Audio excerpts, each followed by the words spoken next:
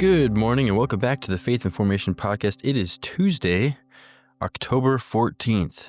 Getting going through the week here. Hopefully you've had a great start to your week, a good Monday, and now diving back in on Tuesday. And I hope that you have a great day of school or work or wherever it is that you're going. This morning, we're going to be in 2 Samuel chapter 20. So grab that coffee, grab that, whatever you eat for breakfast, a little bit of eggs or a piece of toast or, just grab your coffee. At least have coffee. Bring that and we'll crack open the word here together in 2 Samuel chapter 20 and see what God has for us. But before we get there, let's look at our memory verse for the week. Proverbs 14 and verse 34 says there, "Righteousness exalteth a nation, but sin is a reproach to any people." Great verse there, one to commit to memory, and that hopefully can help you. All right, 2 Samuel chapter 20. Our text or topic verse this morning comes from 2 Samuel 20, verse 21. There, it says, "Sheba, the son of Bichri by name, hath lifted up his hand against the king, even against David. Deliver him only, and I will depart from the city." All right, so our devotional here for this morning is titled An Honest Friend. An Honest Friend. Looking at this devotional, I was thinking about how deceitful our world is.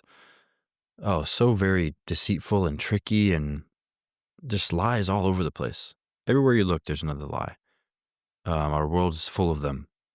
And people have become so good at hiding them, so very good. And whether it's in the commercial space, like marketing and things like that, there's lies that are told there, promises that aren't going to be kept, that type of a thing. Or in individual relationships, people talking to other people and they make promises and they shake on things, you might say, and then they don't pay up or they don't show up or whatever it is. They don't end up coming. And that promise there is broken.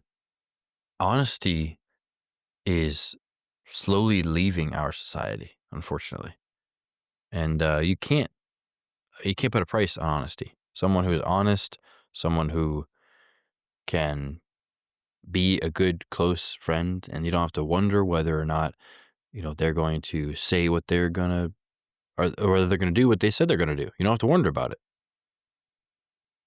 And so this morning, we want to talk about a man who was an honest friend to David. And that's what our text verse really is about. David is a very tumultuous time in Jewish history. Like so many times for the Jews, there's a lot going on, a lot of turmoil. And here we find David had a friend who he could rely on, he could trust. Tough to come by, but he found one. And an honest friend. And that man's name was Joab. Now, you could say a lot of things about Joab, and there were a lot of bad things that he did. But one thing, you gotta look at his life and going through it.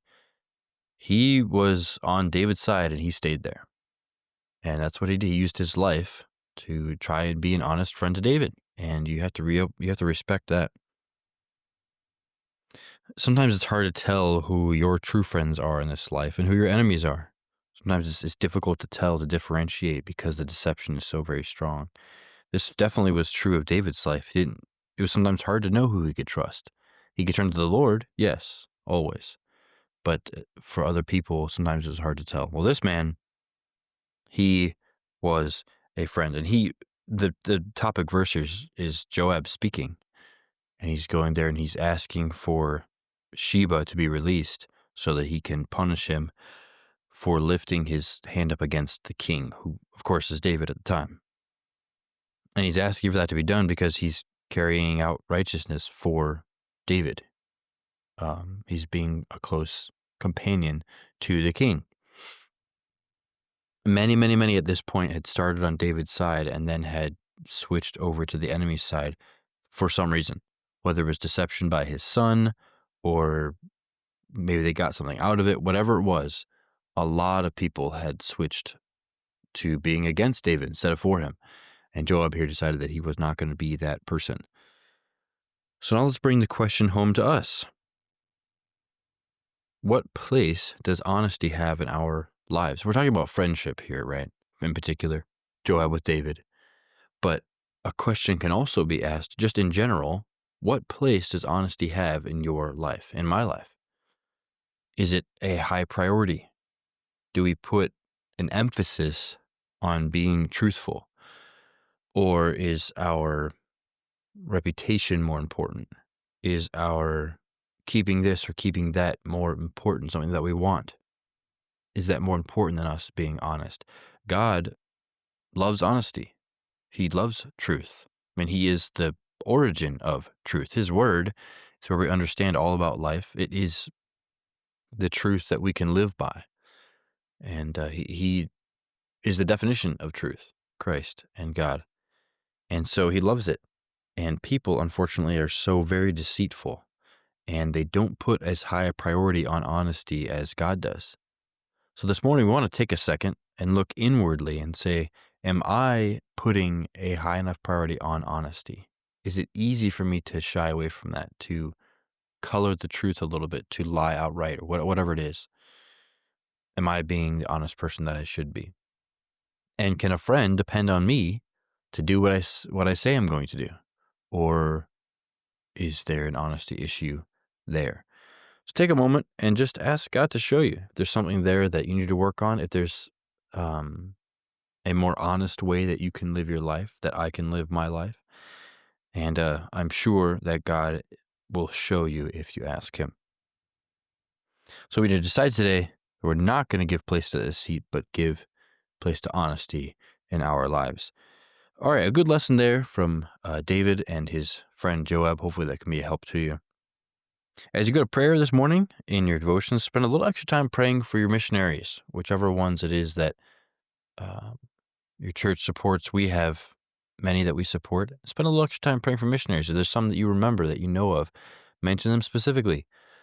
Mention their ministries, that people would get saved in those countries, that they would stay safe as they minister to other people.